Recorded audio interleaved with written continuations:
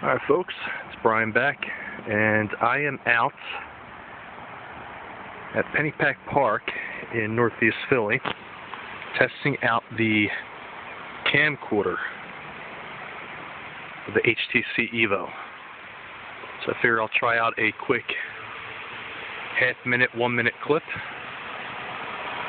so you can get an idea of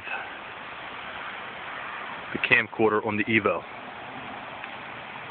I just did finish lunch, so maybe the tremor won't be too bad, as some of you stated in my unboxing. Of course. Anyways, 49 seconds in, not bad. Got traffic in the background, small waterfalls.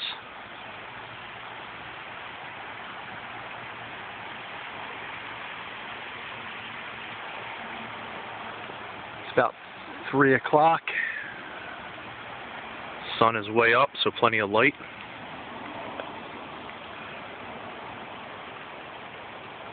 So what I'll do next is I'm going to stream live over Ustream as I walk along the park.